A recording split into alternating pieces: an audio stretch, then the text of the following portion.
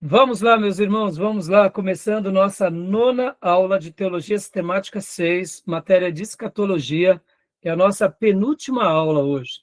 Glória a Deus. Já oramos como é o nosso costume. Mais uma vez, boa noite, graça e paz. Boa noite.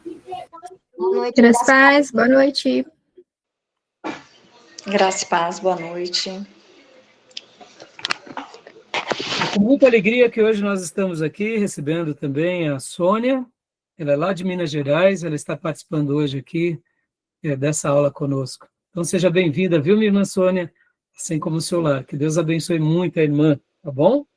Amém, amém. Querendo Deus, em breve, se o Senhor permitir, nossa irmã estará estudando aqui conosco. Então, minha irmã, fique bem à vontade, né? A gente vai começar agora, como eu disse, é a nossa 9ª aula de escatologia. Hoje, no caso, teremos a aula de hoje e a aula de quinta, e fechamos esse módulo. E hoje, a nossa aula, nós estaremos trabalhando mais voltado a uma síntese de tudo que aprendemos, e não só do que aprendemos, mas do material exclusivamente do Apocalipse. Eu vou estar mostrando aqui para vocês um pouco sobre uma ferramenta que é chamada Notebook LM, que é do Google, e nós estaremos usando essa inteligência artificial aqui juntos para poder extrair o máximo das informações do livro de Apocalipse, tá bom? Estarei também hoje utilizando o livro do Pentecostes, né, que é o livro manual de escatologia. Hoje a gente já vai começar a entrar um pouco mais naqueles assuntos mais complexos. Já estudamos aqui o nosso material do Hopes, né? Então, nós estaremos estudando, eu diria, a partir de hoje, fazendo uma síntese, né, dos materiais que já passamos, tanto do... aliás, esse material que eu falei é do Hopes, não, esse daqui é do Gruden, tá? O do Hopes também, temos do Erickson, do Bancroft, que eu passei para vocês. Mas hoje, como eu disse, a gente vai pegar aqui o livro do Pentecostes, e nesse livro nós estaremos trabalhando para quê? Para poder fazer uma síntese de tudo que aprendemos, tá bom? Quero lembrar aos meus irmãos que as nossas aulas são gravadas para que vocês possam estar reutilizando esse material, aprendendo, se aprofundando mais. Gravamos também para os alunos em EAD, porque hoje é possível fazer esse curso em EAD, e essas aulas serão parte do currículo também dos alunos em EAD, e gravamos também para abençoar o maior número de pessoas. Nossa querida irmã Sônia conheceu a gente pelo Spotify, então hoje nós deixamos nossas aulas em vídeo pelo Spotify, e também pelo meu canal do YouTube, meu canal pessoal e o canal do Seminário da Igreja. Então, quem estiver ouvindo essas aulas podem assistir pelo Spotify ou pelo YouTube, tá bom? Então, gravamos também para abençoar o maior número de pessoas, onde quer que essas aulas cheguem, tá bom? Então, meus irmãos, vamos lá, vamos trabalhar, que temos muita coisa para a gente aprender hoje. Eu não tenho dúvida que vai ser uma noite muito abençoada e muito especial. Quero ler com vocês agora Apocalipse, capítulo de número 1, versículo de número 3. Apocalipse, capítulo 1, versículo de número 3. Vou estar compartilhando aqui com vocês um texto, né, de Apocalipse, capítulo 1, versículo 3. O irmão ou a irmã que quiser pode ler para nós, por gentileza, Apocalipse 1, 3. Pode ler na sua versão ou nessa versão digital que eu estou compartilhando com vocês? Bem-aventurado aquele que lê e os que ouvem as palavras desta profecia e guardam as coisas que nelas estão escritas, porque o tempo está próximo. Aleluia. Felizes, muito felizes, não a felicidade desse mundo, mas aquela felicidade que transcende, aquela felicidade que tem a origem em Deus, e quando estamos nele, ele compartilha conosco. Bem-aventurado é isso, é essa felicidade que invade todas as áreas do nosso corpo, mente, alma e espírito. Bem-aventurança é isso, né? Nós temos uma ideia de que felicidade é rir. Uma pessoa que é risonha, ela é feliz, não necessariamente. A felicidade, segundo Deus, é um estado da alma, é um estado de contentamento, de plenitude, de completude, que só em Deus e só em Jesus alcançamos. E mais ninguém. O Papa Leão XIV, semana passada, fez uma declaração que Jesus Cristo é o Redentor e que Maria não é a corredentora. E isso está dando muita polêmica, inclusive entre os católicos, mas para nós, protestantes, essa é uma máxima. Nosso Redentor é Jesus Cristo, somente Ele e mais ninguém. E diante disso, quando nos entregamos a Ele e o aceitamos como único e suficiente Salvador, há algo que invade a nossa vida, que é a paz de Deus que excede todo entendimento. E é notório e é marcante que quem passa pela porta da conversão, ele tem agora esse senso dentro de si de completude, de abundância. Ou seja, é uma paz que transcende. A bem-aventurança invade aquela alma. E aqui, olha que interessante, né? Podem ver que a Bíblia vai falar muito sobre a bem-aventurança. E aqui o texto está dizendo para nós, Deus revelando a sua palavra a João, né? Bem-aventurado aquele que lê. Olha só como é lindo poder ler o que, irmãos? Ler as profecias de Deus. Ler a palavra de Deus. Qualquer um que ler as Escrituras se tornará uma pessoa bem-aventurada. Feliz, muito feliz. A felicidade de Deus invadirá aquela alma. Amém? E olha só, não para aí, né? Bem-aventurados os que ouvem também. Glória a Deus, né? Então, ler é um privilégio. Já me torno um bem-aventurado. Ouvir, eu me torno também um bem-aventurado. E percebam que a nossa prática, tanto aqui do seminário, mas principalmente da igreja, é uma prática onde alguém lê e um grupo de irmãos ouvem, não é assim? Então, perceba, num culto que fazemos a Deus, está ali tendo várias bem-aventuranças, né? Se cumprindo. Porque alguém está lendo e um povo e um rebanho está ouvindo. Então, quando eu leio pessoalmente, eu sou já bem-aventurado. Mas quando eu ouço também alguém lendo para mim ou me explicando, seja na igreja, seja numa reunião de oração, seja num momento de comunhão, ou quem sabe numa aula como essa, nós nos tornamos também bem-aventurados. E aqui não para ainda, olha, bem-aventurado é aquele que lê, bem-aventurado é aqueles que ouvem e guardam as coisas que nela está escrita. Então, aqui não está a palavra bem-aventurado, mas poderíamos dizer que o texto está construindo essa ideia, que bem-aventurado é quem lê, bem-aventurado é quem ouve e bem-aventurado é quem guarda as coisas que estão escritas aonde? No livro de Deus. Amém, meus irmãos? Toda vez que a gente faz uma escolha em direção a obedecer a Deus, porque ou aprendemos sozinho, ou aprendemos na igreja, e naquela hora tomamos a decisão segundo a palavra de Deus, por mais difícil que seja essa decisão, nos tornamos bem-aventurados. Amém? E aqui o escritor, que é João, diz, porque o tempo está próximo, né? João escreveu isso daqui lá por volta do ano 100. Ou seja, ainda não chegou, né? Percebam, irmãos, o próximo de Deus é muito relativo, né? O próximo de Deus está demorando 2000 anos, né? Será que vai durar mais 500 anos? Mais 1000? Mais 2000? Sabemos. Eu sei de uma coisa, eu não duro mais 100 anos nessa terra. Eu não duro mais 100. 50 eu espero que sim. Espero que sim. Mas 100 anos eu não vou estar aqui. Então, para mim, o Senhor vai voltar nos próximos 50 anos, tá bom? Na verdade, eu acho que aqui só os mascotes vai durar mais de 50, viu? Só o Diego e a Beatriz, né? Eles têm 20 e poucos anos, irmã. 20 e poucos anos, são os mascotes da classe. Então, que Deus conserve vocês mais 80 anos aí de longevidade, de produtividade, de graça, tá bom? Mas se Deus nos fazer viver mais do que 50 anos, no caso, me refiro às minhas irmãs e a mim, que já estamos acima dos 50, né? Então, que Deus nos dê muita saúde, tá bom?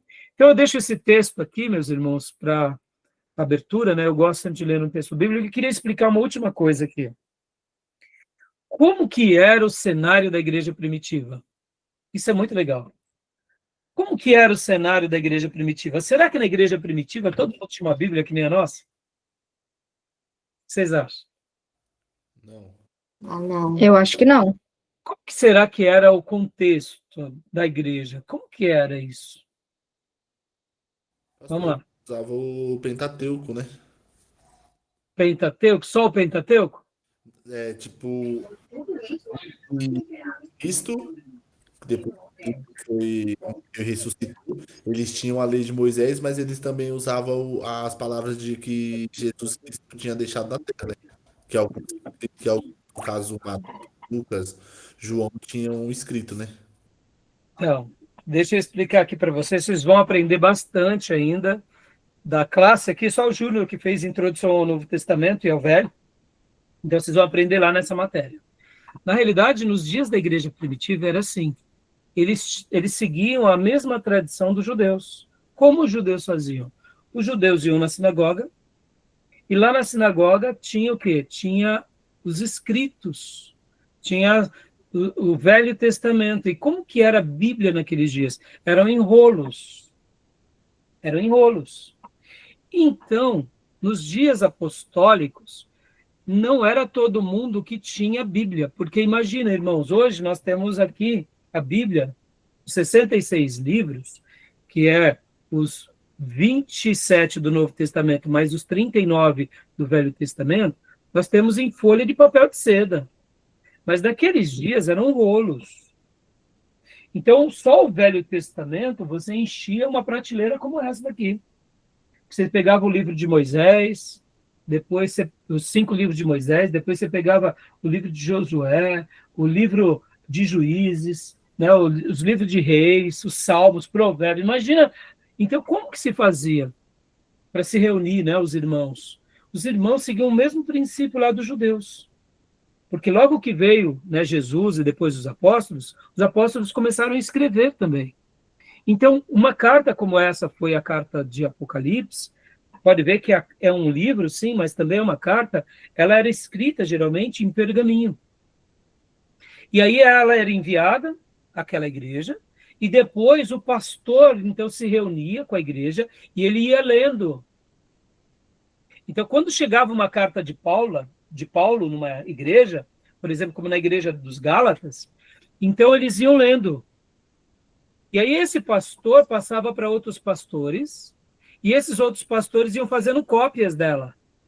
E assim que as cartas iam sendo multiplicadas. Interessante, não? A gente tem uma ideia que todo mundo tinha uma Bíblia, né? Por isso que esse texto aqui é muito interessante. Por isso que aqui começa, bem-aventurado é aquele que lê, ou seja, vamos agora imaginar uma igreja lá na cidade de Roma. Como que eles se reuniam, irmãos? Eles se reuniam, de que forma? Eles se reuniam nas casas. Então, o pastor daquela comunidade, ele se reunia na casa e ele falava, irmãos, o apóstolo Paulo escreveu uma carta, que é uma carta para nós, romanos, vamos ler? E aí eles pegavam ali e começavam a abrir o capítulo 1 e ler. Então, percebam, bem-aventurado é aqueles que leem, mas bem-aventurado é aqueles também que ouvem, e bem-aventurado é aqueles que guardam. Por quê? Porque o tempo está próximo, nós não sabemos quando será o último dia. É claro que aqui, esse texto está sendo dirigido a João, mas podem ver que essa era uma prática comum da igreja. E o que acontecia? A igreja de Roma também ela lia as cartas das outras igrejas. Então, eles trocavam as cartas. Por quê? Porque os apóstolos eram esses novos profetas de Deus que estavam dando a revelação de Deus àquela igreja recém-inaugurada. Coisa linda, não? Então, era assim. Por isso que era comum eles gostarem de ler, e não só de ler, mas de ouvir. E olha só, e a Bíblia chegou até hoje, os nossos dias. Depois de papiros, de rolos, de pergaminhos, aí, sim, aí alguns irmãos fizeram aquilo que vocês vão aprender, que é chamado Códex, que era um tipo de livro também feito de pergaminho. Mas aí depois eu explico melhor nas aulas de introdução ao Novo Testamento e ao Velho, tá bom? Tudo bem? Então, percebam, irmãos, hoje a gente pode ler a Bíblia sozinho, nós, né, no caso aqui, eu tenho uma prateleira só de Bíblia, mas naqueles dias, irmãos, não era comum. Quem é que tinha a Bíblia? Era o pastor. muitas vezes um diácono, um evangelista, aí ele tinha porções da Bíblia. Que privilégio hoje nós temos, não? Amém? Amém. Então, que a gente possa dar valor, né, a tudo isso que a gente está aprendendo. Tá bom, meus irmãos? Então, vamos lá, meus irmãos. Olha, irmãos, nós fizemos uma síntese aqui muito boa do livro, né, do Grudem, dos capítulos. Gostaram do material do Grudem? Sim, gostei. Deu para dar, Sim. deu para entender a estrutura, que mais do que entender sobre as discussões e as correntes, é entender o quê, meus irmãos? É entender as doutrinas dos finais dos tempos. Estão entendendo? Sim. Isso que é o principal.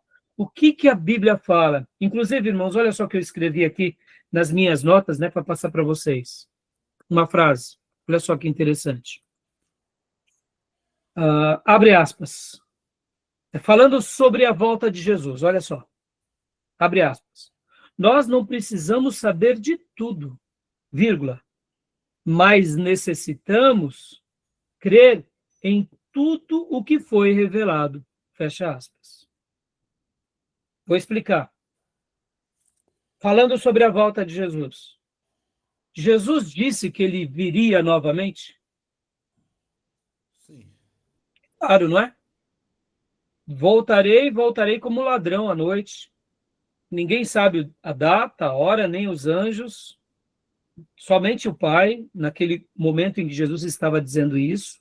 É claro que ele já sabe disso, e ali ele estava falando ali como o Jesus homem, não o Jesus Deus, que de fato nunca se esqueçam, Jesus é 100% Deus e é 100% homem, mas enquanto ele estava no ministério terreno, ele se esvazia de toda a sua divindade.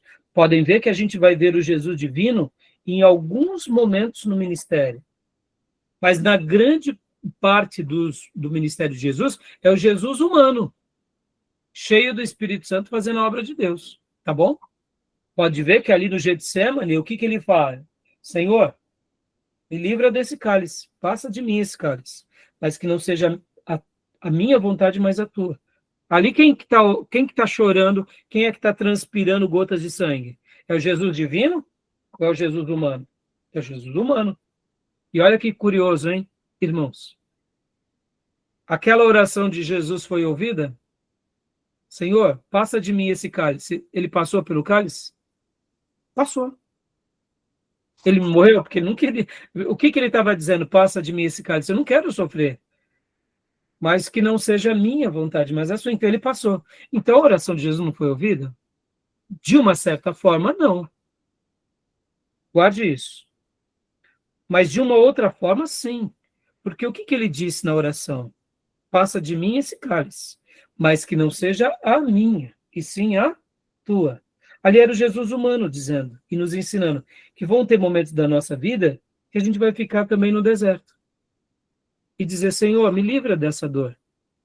Mas aí eu quero te dizer que naquela oração tem um ensino poderoso, porque em alguns momentos, quando a gente ora, Deus faz com que o mar vermelho se abra. Deus faz com que o maná desça do céu. Deus faz com que paralíticos andam, mortos ressuscitem. É o nosso Deus. Ou seja, quando a gente ora, milagres acontecem. Mas quando nós orarmos e milagres não acontecerem, não se preocupe. Porque no Getsemane, a oração não resolveu o problema de Jesus, mas a oração fortaleceu Jesus para ele ir à cruz. Amém? Ou seja, olha que coisa linda. Nem toda oração a gente pode ser respondido, mas em toda oração Deus estará conosco. Ou seja, na oração, quando Deus não nos responder porque ele é soberano, ele nos fortalecerá para a gente passar pela provação. Amém? Pode ver, Jesus passou pela provação e venceu. O cálice ele bebeu, porque era da vontade do Pai, mas ali era o Jesus humano. Tá bom? Então, voltando, irmãos, voltando sobre a volta de Jesus. Há ensino sobre a volta de Jesus? Muitos. Agora, então, olha a frase de novo. Nós não precisamos saber de tudo, vírgula, mas necessitamos crer em tudo que foi revelado. Ponto final. O que eu quero dizer com isso? O nosso mestre vai voltar. Quando ele vai voltar, tudo bem, é da agenda de Deus, é do tempo de Deus. Ou seja, Jesus voltará a segunda vez. Isso foi revelado. Saber agora quando ele voltará e como será, isso não nos foi revelado. Amém? Compreendem, irmãos? Trabalhar sobre as profecias dos finais dos tempos é discernir isso. Sejamos honestos, irmão. Você acha que nós não gostaríamos de saber quando Jesus voltará? Claro que gostaríamos. Ô, meus irmãos, é óbvio, mas a gente não sabe. Então, por isso que estudar esse assunto da escatologia, ele é maravilhoso, sim, mas ao mesmo tempo a gente tem que ter essa quietude. Aonde? Ao saber do quê? Eu preciso me apropriar do que a revelação me diz. O que Deus deixou na sua palavra. Isso é o principal. Agora, como acontecerá, em que tempo, de que forma, aí isso pertence aos mistérios do Pai. Amém? Isso vale para a volta de Jesus, isso vale para o milênio, isso vale para a aparição do anticristo, isso vale para a manifestação da besta, do falso profeta. Então, percebam, isso vale para tudo. O grande juízo de Deus, o grande desfecho de todas as coisas, o tribunal de Deus.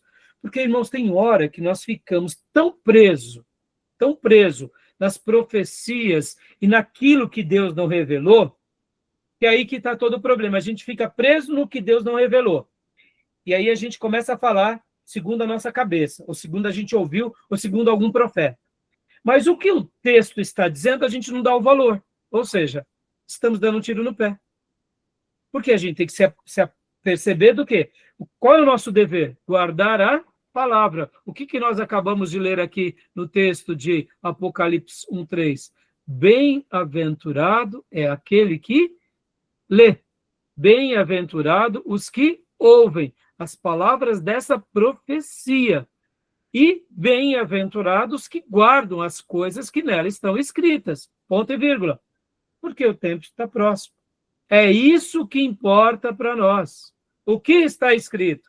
Acabou. É a revelação de Deus. Amém, meus irmãos? Tá bom?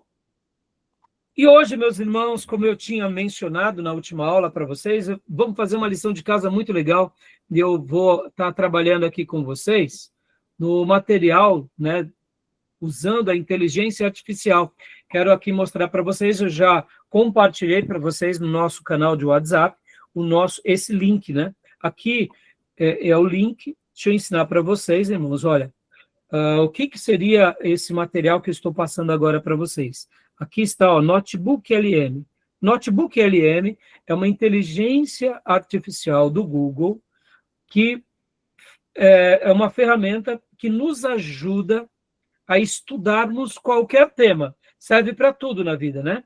Então, aqui dentro do Notebook LM, aqui pode ver que está dentro da minha página, né? Olha só, é a minha conta. E eu já compartilhei para vocês. O que eu fiz, meus irmãos? Foi muito interessante. Eu peguei, olha só, aqui, olha que legal aqui, te mostrar.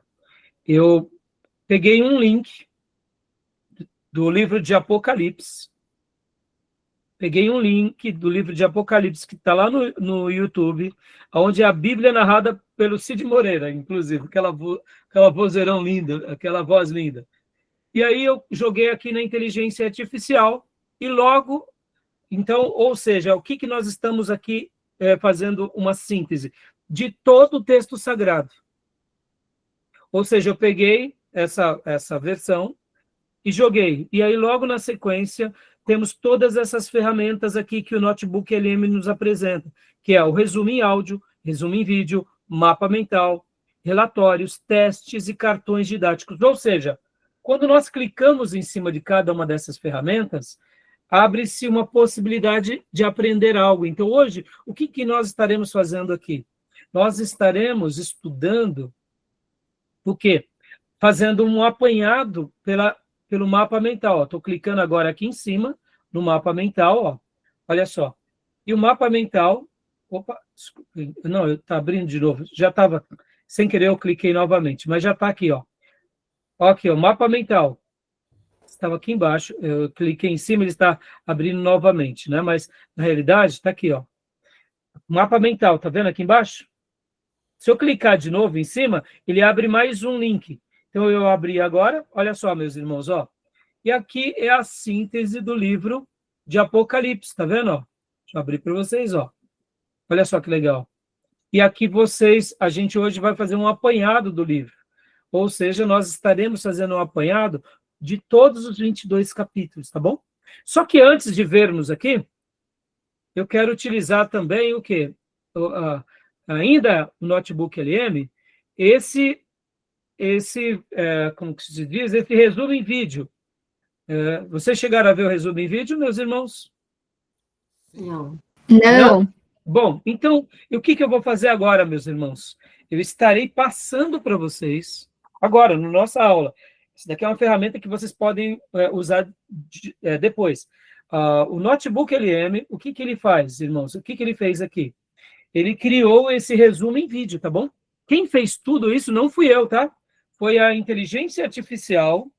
Inclusive, quando vocês me virem falando que é o Ivo e a Ana, tá? É porque eu chamo a inteligência artificial de Ivo e de Ana, tá? Inteligência artificial, eu brinco, né? Porque aqui vocês vão ver um diálogo bem interessante de uma pessoa narrando e fazendo uma síntese do Apocalipse. Agora, por que eu quero usar essa ferramenta agora em aula aqui com vocês? A inteligência artificial, meus irmãos, eles vieram para nos ajudar. Não fiquem sendo escravos da inteligência artificial. Ou seja, a gente tem que fazer uma lição de casa onde a gente aprenda com eles, mas a gente não se torne dependente deles. Estão entendendo? Porque, irmãos, como tudo, a inteligência artificial ela tem que ser alimentada. E qual que é o grande perigo da inteligência artificial? Imaginem que alguém crie uma nova versão do livro de Apocalipse, mas repleto de heresia. E essas informações heréticas alimentem a inteligência artificial. Estão entendendo o perigo da inteligência artificial? Então, meus irmãos, tenham esse senso crítico. Como estudiosos, nós não podemos aceitar tudo que está na rede, tudo que é uma inteligência artificial. E daí? Quem foi que alimentou aquela inteligência artificial?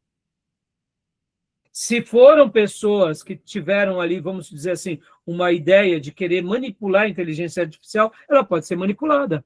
Por isso que nós precisamos utilizá-la ao nosso serviço. E agora aqui, eu falando como estudioso, tá? Eu vi, e a síntese que eles criaram foi muito boa. Isso que eu quero passar em aula aqui com vocês. Por quê? Porque depois a gente vai para o mapa mental, tá bom?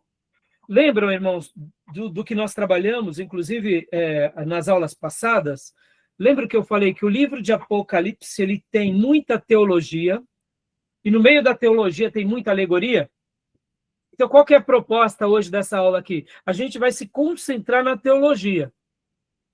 E na alegoria, pastor? Na alegoria, a gente vai tentar entender a alegoria, mas diante de uma boa hermenêutica, ou seja, de uma boa interpretação.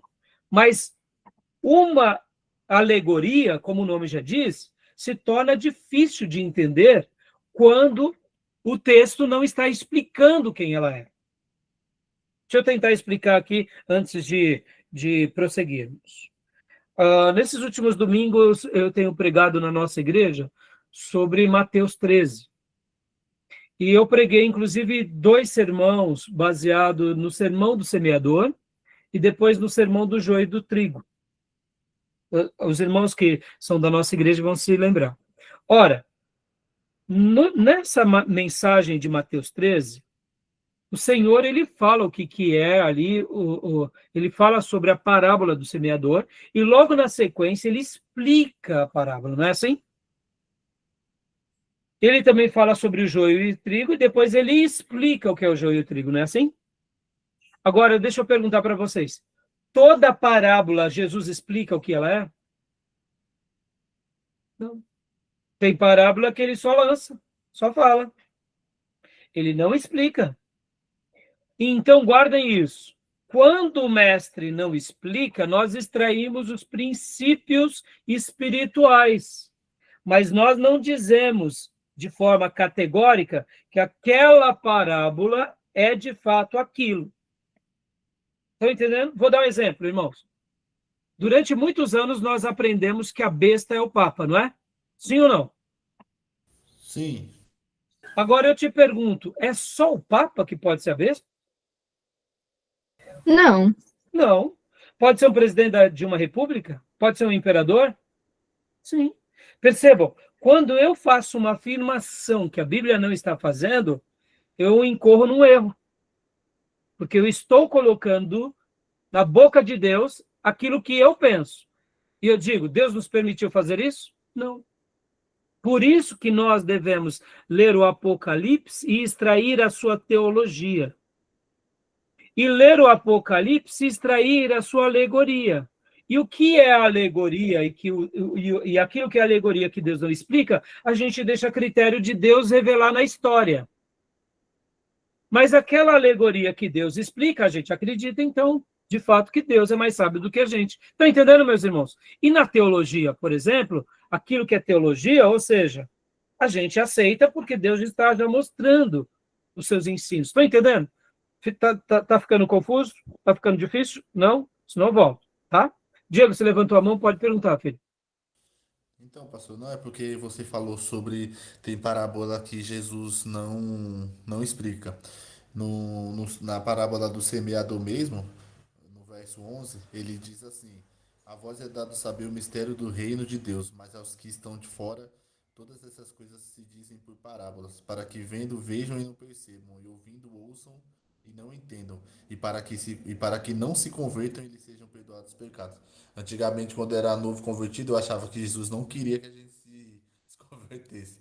É o que dá a entender, né? Até parece que ele não quer, né, Diego? Eu sei, mas ouvindo isso é difícil de entender, né? Ora, mas por que o mestre não quer explicar? Né? Mas depois você já compreendeu o motivo, né, Diego? O texto já mostra, né?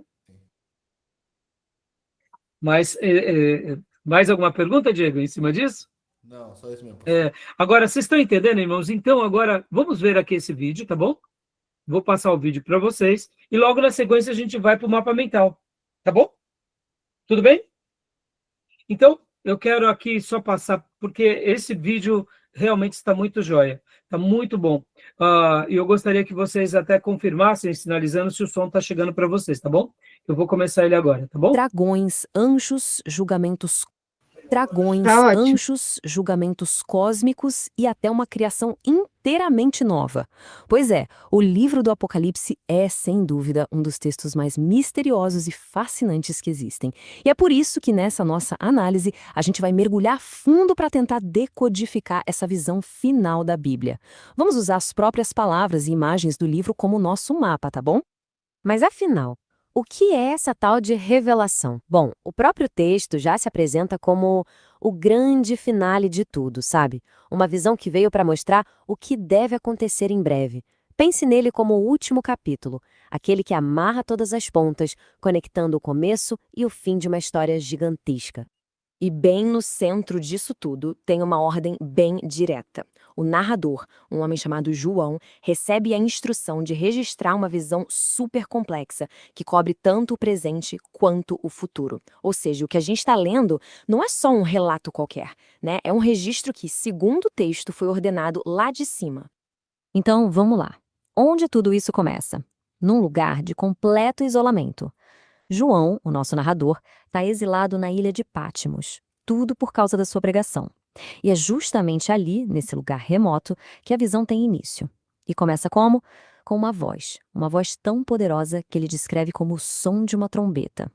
Quando ele se vira, João dá de cara com uma figura, uma figura divina impressionante. A descrição é muito forte. Cabelo branco, branquinho como a neve, olhos que parecem chamas de fogo, e uma voz que soa como o barulho de muitas águas, sabe? De uma cachoeira.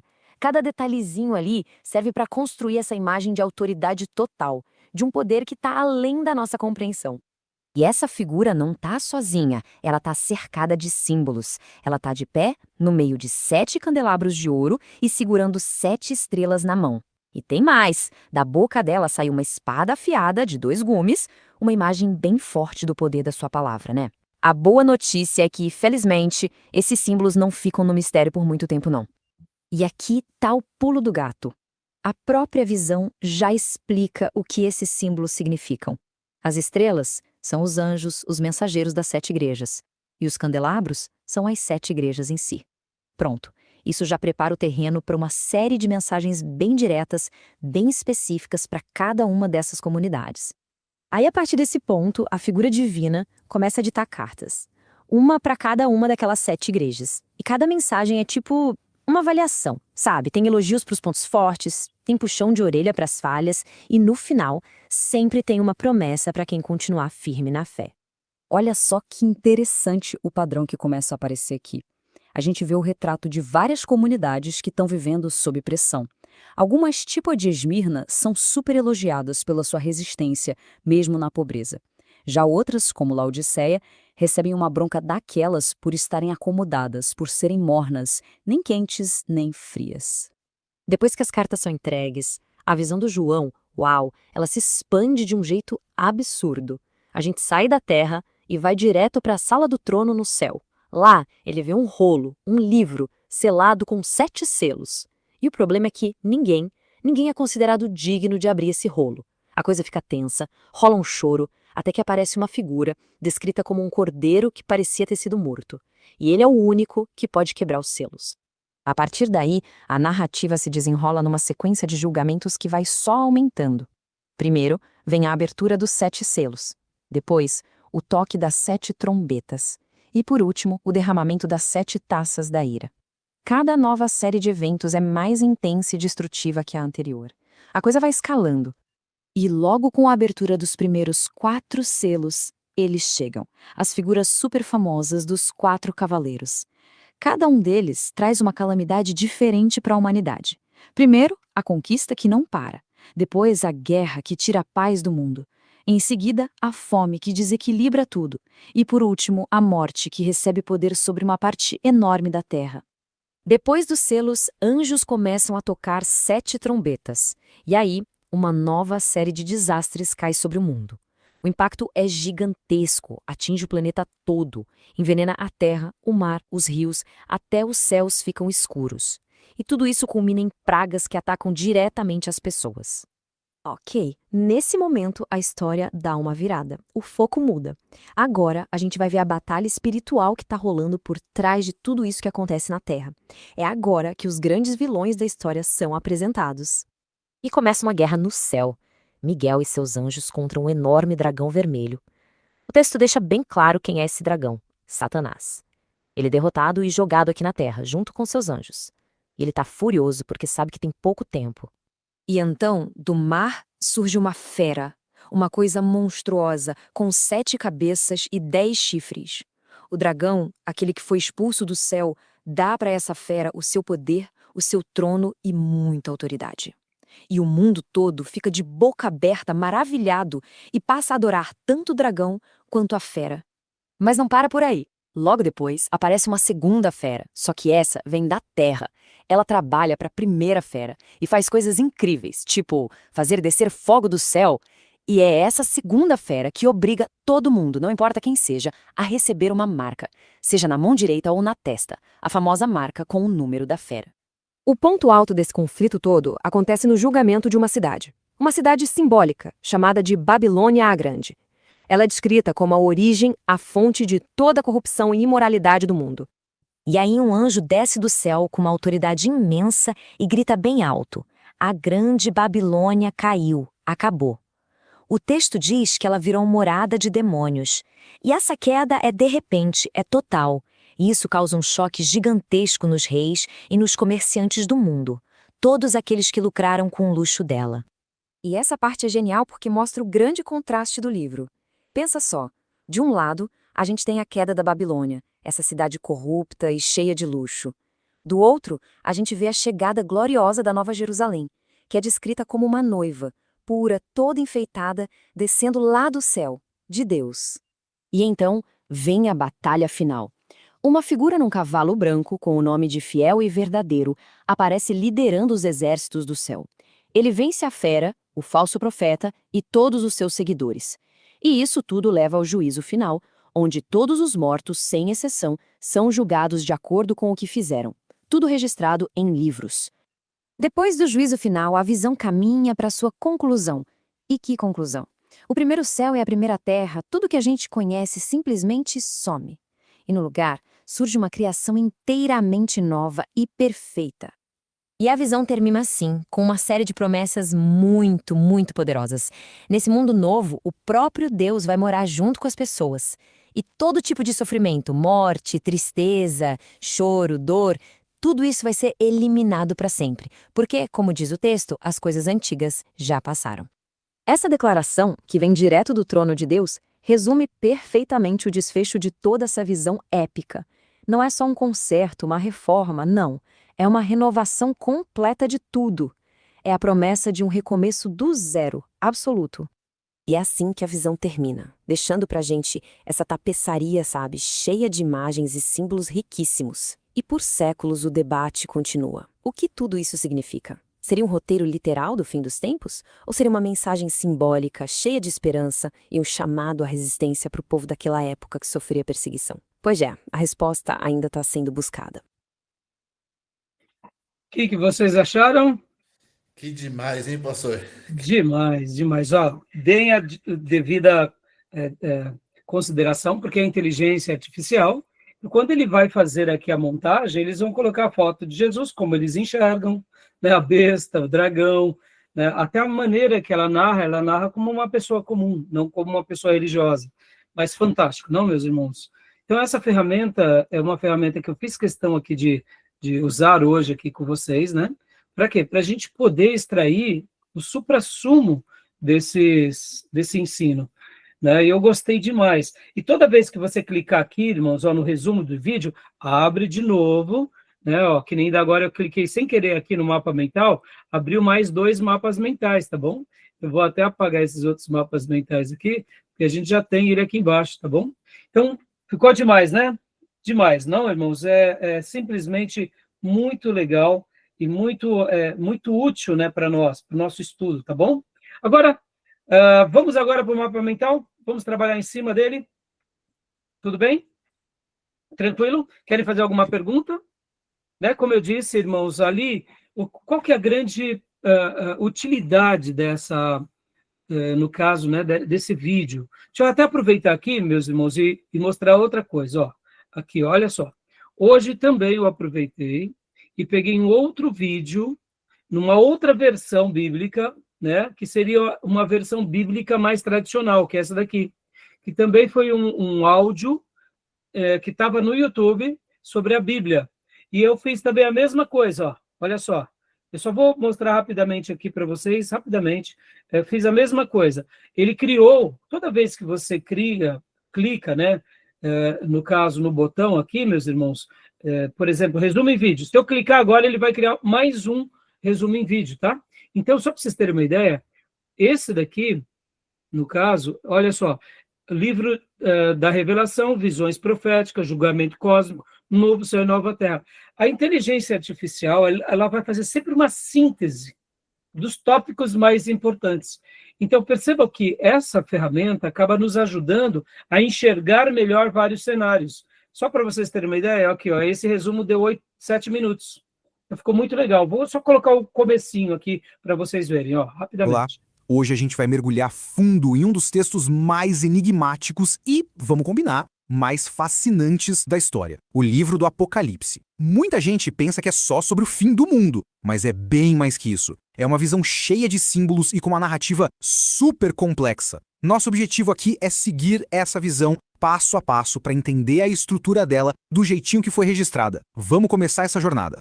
Para a gente conseguir navegar por essa visão toda, a gente dividiu a nossa análise em 4 partes, seguindo a ordem dos acontecimentos. A gente vai começar com as primeiras visões e as cartas, depois vai passar pelos julgamentos, pela grande batalha cósmica e terminar com a renovação de tudo.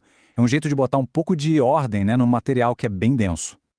E olha que interessante, logo no primeiro versículo, o livro já entrega o seu propósito. E aqui vem uma surpresa, apesar de ser famoso por ser um mistério, o texto se apresenta como uma revelação, ou seja, algo feito para ser entendido, não para confundir. A mensagem é bem clara, são eventos futuros que os seus servos precisam saber. E é assim que a profecia começa de verdade. Nossa primeira parada nos leva para a origem dessa visão toda e para as primeiras mensagens bem diretas que ela traz. Então, quem está contando Joia, fantástico, né, meus irmãos? Então, eu vou deixar aqui, já está aqui também esse material, né, na minha página, vocês podem depois apreciá-lo também, tá bom?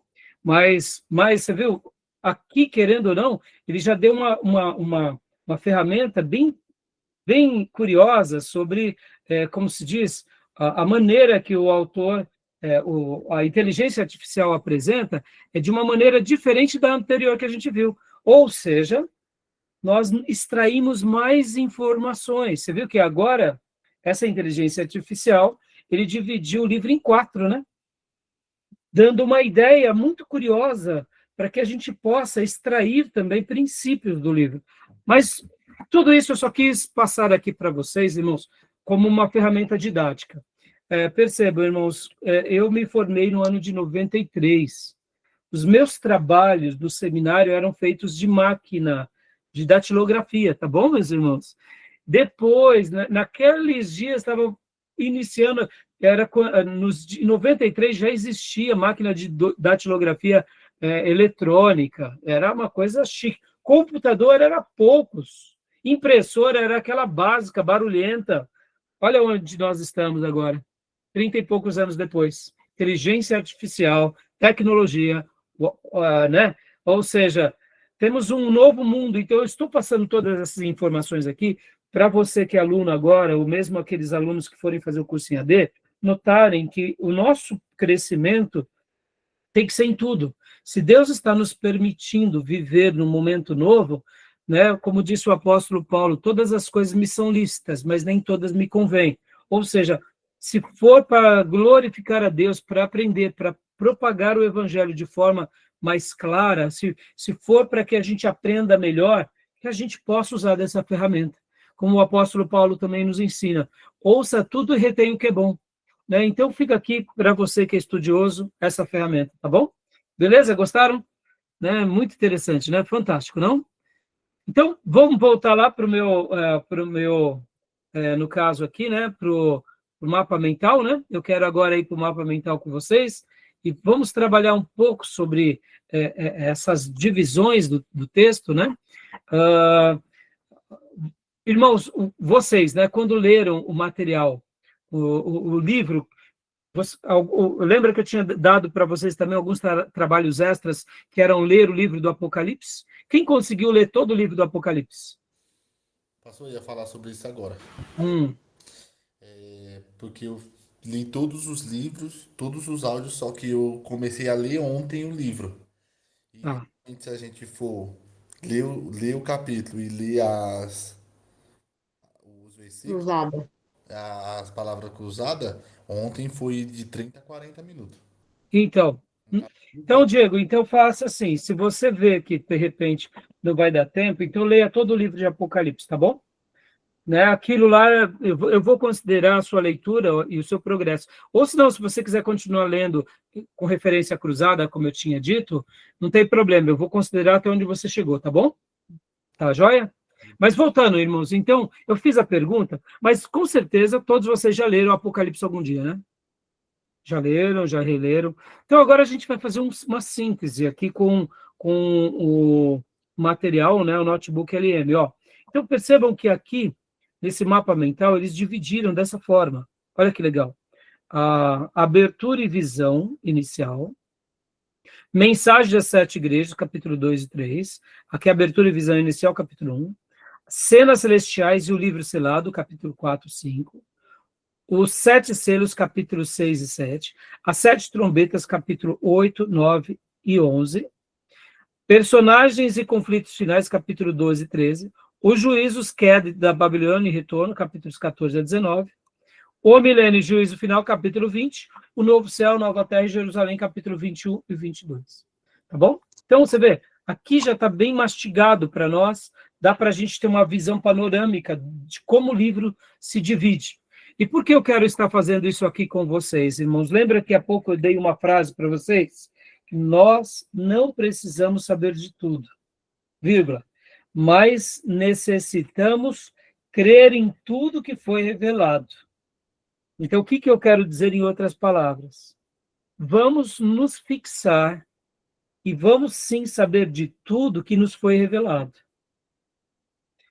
Sobre os assuntos gerais dos sinais dos tempos, muita coisa existe, que é fruto de imaginação, que é fruto de dedução, que é fruto de profecia, que é fruto de um monte de coisa. Aí eu te pergunto, tudo isso será de fato real? Não sei. Uma coisa eu sei, tudo que é real está aqui. E é isso que eu quero que você se fixe. É isso que eu quero que você, né, tenha certeza. Eu não preciso saber de tudo sobre a escatologia, no sentido assim, tudo que se é pregado, que foi dito, no sentido mais amplo. Porque são teorias, são opções, são variáveis.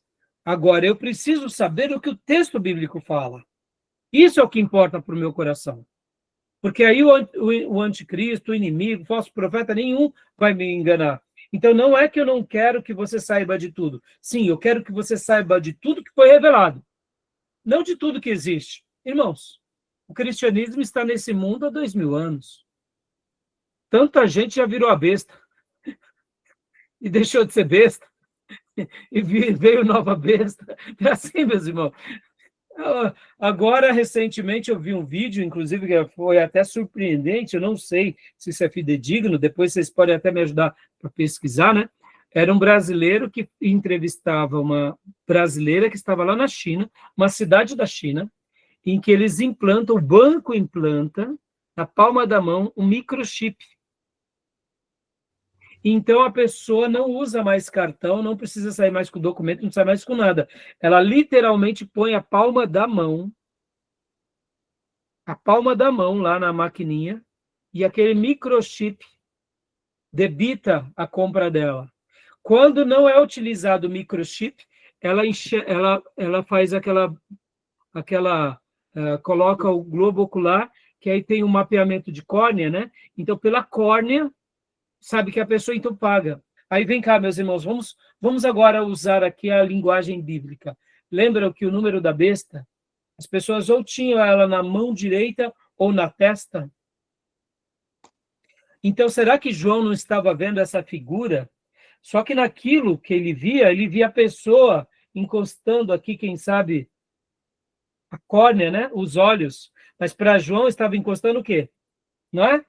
Imagina, não é a testa? A mão direita ou a testa? Será que está se cumprindo? Chegamos no 666 de fato? Não sabemos. Mas é muito curioso ou não? Porque lembra que eu falei há pouco, no Apocalipse, temos muita o quê? Teologia. E temos muita alegoria. Então, o que é teologia, a gente tem que ficar preso. No número da besta, era um número que as pessoas faziam comércio? Então, ali parece ser interpretação literal. E agora, no dragão, na mulher, nas taças, será que ali é só alegoria? Por isso que eu digo para vocês que a gente vai tentar fazer uma lição de casa aqui, tá bom? Tudo bem? Então, vamos tentar fazer uma lição de casa. Vamos começar aqui, rapidamente, meus irmãos. Ó, a abertura e a visão inicial, capítulo 1. Olha só, quando a gente abre a origem da revelação, Deus, né, no caso, Jesus Cristo a João, Deus se revelando, né, como Jesus, as bem-aventuranças que nós acabamos, inclusive, de ver, né, ó, quem lê, quem ouve, quem guarda. Logo ainda no capítulo 1, vemos as igrejas, que são as 7 igrejas, que são, no caso, os 7 candelabros, mas temos também o quê? Temos 7 estrelas. Olha que interessante. Percebam, irmãos, olha que curioso aqui. Lá temos as estrelas. E lá temos os candelabros. Então, o texto explica quem são as estrelas? Explica. São os anjos. E os candelabros? O texto explica? Explica. Quem são? As igrejas. Então, perceba que o Apocalipse, ele já vai dando também ali o Senhor, quando revela a João, aquilo que Deus queria que soubéssemos, fica claro. Ele vê 7 estrelas e 7 candelabros. E um que passeia entre os candelabros e tem as 7 estrelas na sua mão. Ora, vamos fazer uma leitura inicial. Num primeiro momento, é uma alegoria. Mas depois essa alegoria ela é explicada? Ela é explicada. Então ela vira uma teologia. Está entendendo? De uma alegorização, ou seja, de uma figura de linguagem, o próprio Deus faz questão de explicar.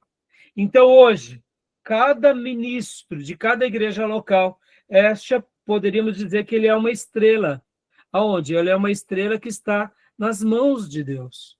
E que cada candelabro é uma igreja local. E quem é que passeia no meio desses candelabros? É o Senhor.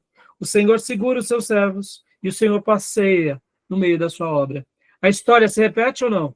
Quem é que passeia entre nós, povo de Deus? Quem é que está entre nós? Quando 2 ou mais se reúnem no nome do Senhor. Então percebam que, mais uma vez, aqui no Apocalipse nós temos teologia, mas nós temos também o que? Alegoria. Aquilo que é só alegoria pela alegoria que Deus não quis explicar, a gente se silencia. Nós deixamos Deus revelar. Mas aquilo que é alegoria, ou que é visão, e Deus quis explicar, então aquilo vira revelação, aquilo vira teologia, no sentido, sim, de que forma? Vira algo concreto, algo que nós podemos dizer, sim, os anjos são, no caso, os pastores são as estrelas. Eles são aqueles que iluminam ali naquela comunidade. Não porque eles têm luz própria, mas porque eles reluzem a glória de Deus. Meus irmãos, nós não temos luz própria, tá? O pastor, ele não emana a virtude dele, ele emana a virtude de Deus nele. Ou seja, nós não temos luz própria. A luz que emitimos é a luz divina. Por isso que se nós estamos pensando que temos luz própria, a gente já se perdeu. Porque nós somos apenas canais de Deus. Então, no capítulo 1 já fica isso muito claro, tá bom? Tudo bem até aí? Tranquilo? Então, voltando aqui, né? Ao texto, aí vem as 7 igrejas, e aqui vem a descrição de Cristo, aquela figura, né? A fiel testemunha, o primogênito dentre os mortos, o príncipe dos reis da terra, o alfa e o ômega, o princípio e o fim. E aí também fala sobre agora, né, o outro episódio que está aqui, que é a visão de João em Patmos. 7 castiçais de ouro, 7 igrejas, 7 estrelas na destra, anjo das igrejas, e alguém que é semelhante ao Filho do Homem, que é o próprio Jesus, né? Roupa comprida, cinto de ouro, olhos como chama de fogo, espada de 2 fios na boca, voz como de muitas águas, mostrando que aqui é o Jesus glorioso. Então, esse é o capítulo 1. Creio que não temos nenhum problema, né, meus irmãos? Até aqui muito fácil, não é? Até aqui muito simples, não é? Tudo bem? Estou fazendo só essa síntese aqui com vocês, tá bom? Joia. Irmãos, deu a hora. Vamos dar a nossa pausa para o intervalo. Querem fazer alguma pergunta? Querem tirar alguma dúvida até aqui? Está dando para entender? Não. Tá certinho. Muito óbvio. Perceba, irmãos, tão pouco chover no molhado? Sim. Mas por que eu quero trabalhar aqui chover no molhado com vocês?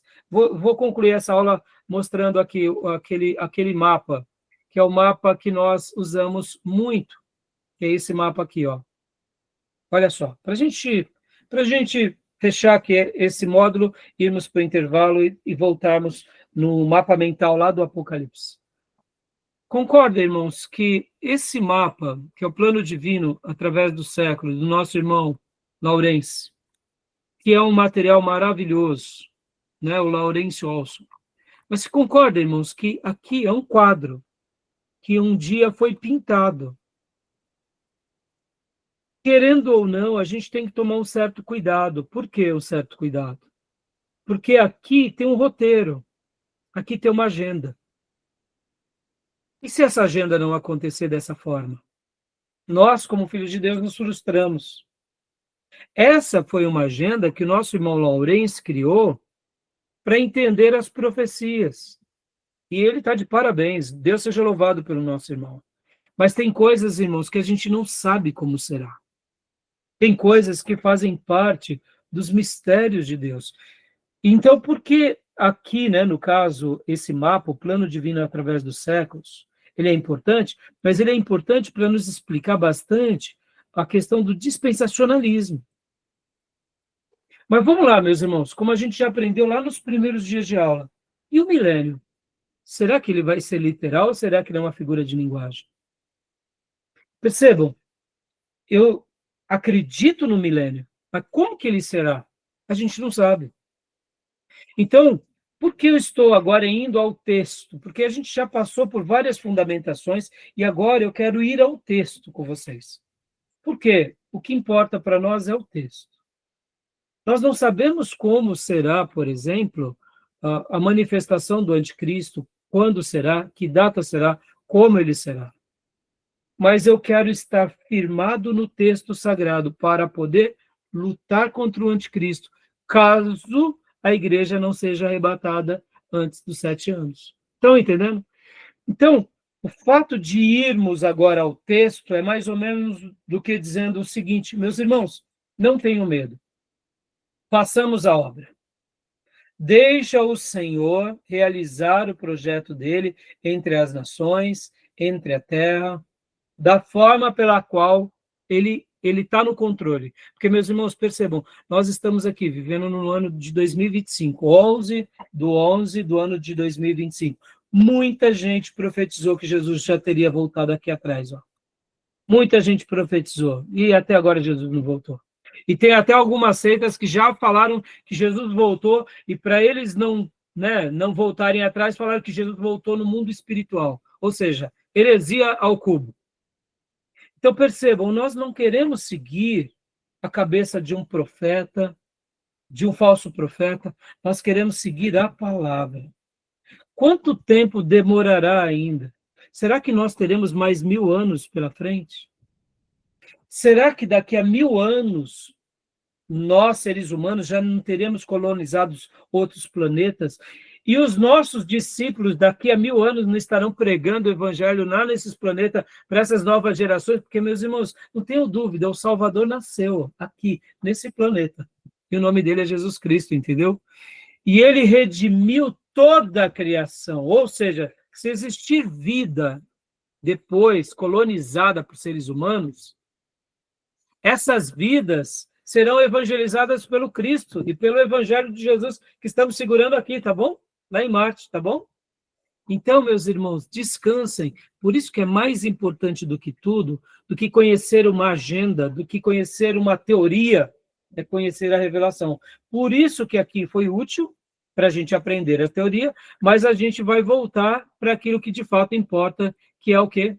É aqui, que é as Escrituras. Tá bom? Fechado? Tudo bem? Vamos para o nosso intervalo? Certinho, bora. Querem fazer alguma pergunta? Não? Então tá bom. Então eu vou parar a gravação. Depois, daqui a alguns minutos, a gente volta. Tá bom, meus irmãos? Então vou parar aqui a gravação, tá bom? Parar. A gente volta em 5 minutos.